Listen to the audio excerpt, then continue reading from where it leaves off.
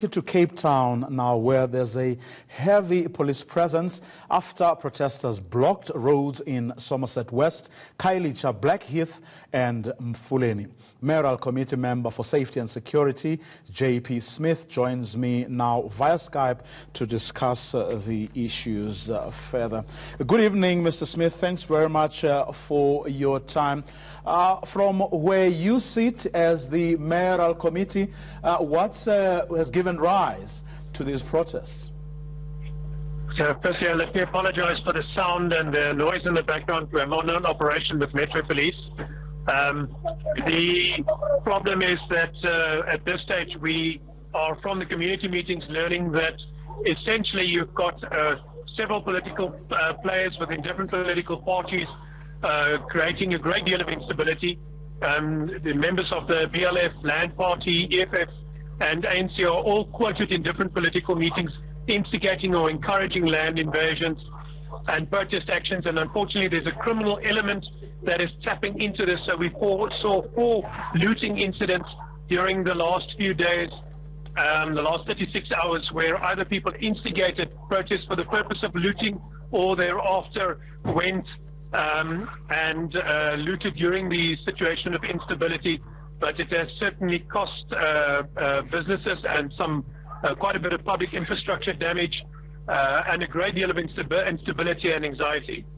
Well, let's start with the political parties. If there are such allegations leveled at them, and you've just mentioned a handful of them, are you planning to engage them at all?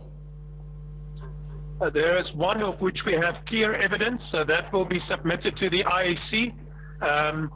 The electoral provisions will deal with that. The Electoral Act has specific provisions covering that conduct. And then simultaneously there is the city's investigations unit along with Metro Police using our CCTV cameras and video unit has been collecting evidence. So we're building cases against one of the other parties. And then during the last few days, just over 70 people have been arrested involving public violence, and 30 of them arrested yesterday. They appeared in the Strand Court this morning. 2 had their cases withdrawn. The other 28 were remanded for bail hearing on Thursday next week. So the courts are taking these matters very seriously, and considering the scale of destruction that was caused, I think that's very appropriate. Let's put aside for a second the alleged influence of political parties as well as criminals, the issue of criminals who you say are hijacking this or what is happening right now.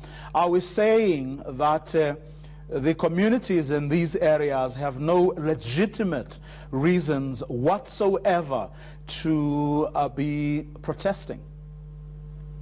No, that definitely would be an unrealistic thing to say. I think that, as with many communities, and especially communities where you've had significant land invasions in recent years, there are sections of land which is unserviced and which cannot be serviced for various reasons, and also where there are waiting lists where other portions or residents have been waiting on waiting lists for an opportunity for service, where there is not an opportunity to allow other people to queue jump.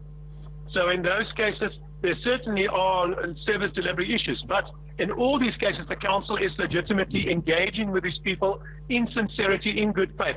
And so if you're engaging in public violence, public violence is never acceptable and never permissible. There's no excuse ever to damage public infrastructure, stone other people's cars, force the closure of hospitals, clinics, schools, libraries, and other community amenities in damaged roads. There's never any excuse for that. But if you want to talk about legitimate anger, there is a case, for instance, around the water discussion we're having with some of the residents, where a date was set in the last few days for a further engagement in 5 days' time, by agreement with all the parties. And now we find that in between these 5 days, the very people with who the agreement was set, whose venue was used for the last meeting, have in the meantime resorted to protest and instigating protest. That is not protest in good faith. Now, what happens now? What happens beyond this point? I'm sorry, I did apologize for the quality of the sound. The reason I'm leaning in is to try and hear your question over the noise behind me. Okay, I'm saying if you seem to be you seem to be stuck right now because you're saying some of the people that you've been negotiating with or that you've been speaking to, getting them to understand what or where the problems are the very people you're saying have turned around and are in fact involved in the protests that we are seeing. The question then is, where to from here? Well, with those particular persons, I suspect there is nowhere to from with them, because I don't believe that the protests are in good faith. I think that the protests are for the purpose of political reasons. They're shutdown operations intended to cause instability. They're not in good faith.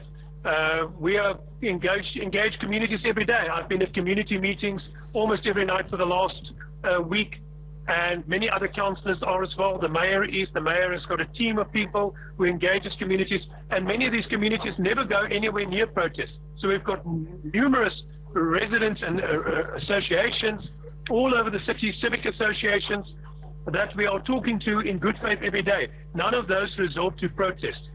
So the idea that the protest is a legitimate mechanism to get what you want is simply not acceptable and can never be endorsed. And the narrative that I hear emerge from some people that because you're irritated you can destroy stuff, that can never be a way we agree to act. And so we must condemn that, and we must support SAPs when they make these arrests and prosecute people, because that's the appropriate thing to do. There are many communities who are in good faith negotiating with the city and other cities around this country who do not engage in public violence and hold other communities and facilities hostage. Well, I don't think anyone will disagree with you around the issue of, we cannot have anybody destroying public, infrastructure. That shouldn't be tolerated at all. But during elections, there's a tendency among politicians to blame everything on their political opposition. We cannot, on the other hand, throw hands up in the air and say our opponents are responsible, So you ought to then have... statistically back that up. Yeah, but simply by virtue of the fact that in February we had 24 protests, and that rose in March to 76, and this month we're already on over 21. So I think there is a clear pattern correlating to election activity. But as I've acknowledged, there are legitimate protest issues, but where there are, the city is never shy to talk to people, and we are engaging those communities as well.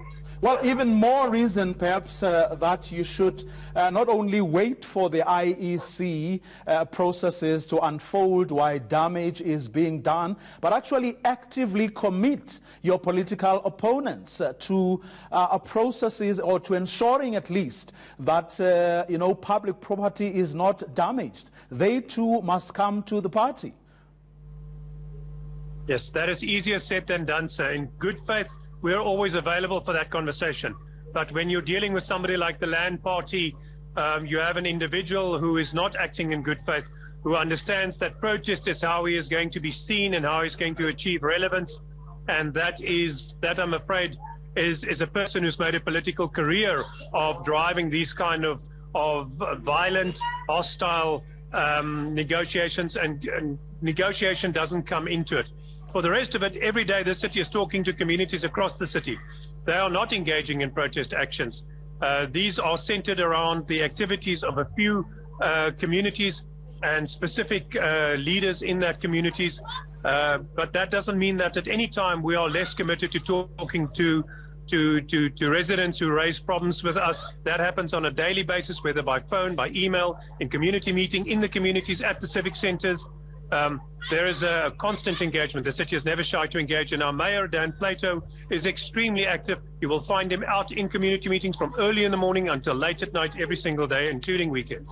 Where you believe, some of your opponents are predisposed to violence and intimidation, how about involving religious groupings, for example, or some of the respected leaders in society who may not be involved in politics at all?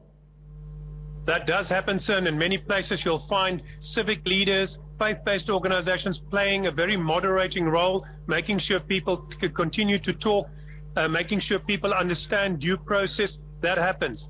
But in some communities, I'm afraid the space for discussion and negotiation is removed and is reduced by other people provoking or intensifying the conflict, making very provocational statements in public meetings, calling actively for land invasions or violent protests, circulating messages on social media to do so. And that's irresponsible, and people get hurt for other people's political agendas. This is unfortunately election time, and this is how it happens every election time. So there's a very consistent pattern that emerges over the years. I've been in council for 19 years, so I've seen this consistently happen before every election and intensify towards the election and calm down after the election. But long in the preceding year, we are constantly in contact with communities. And keep in mind that Cape Town actually only has about the 4th or 5th highest level of protest action in the country. So I think there is a decent trust relationship with the majority of communities who understand that we're doing everything that we can that our budget permits. We have the most aggressive, indigent and pro-poor policies in terms of rebates for communities and free basic services of any city in South Africa. And we're proud of that, and we continue to further that. Okay. That's where we're going to leave it for tonight. Thanks very much for your time. Cape Town's Head of Disaster Risk Management, J.P. Smith.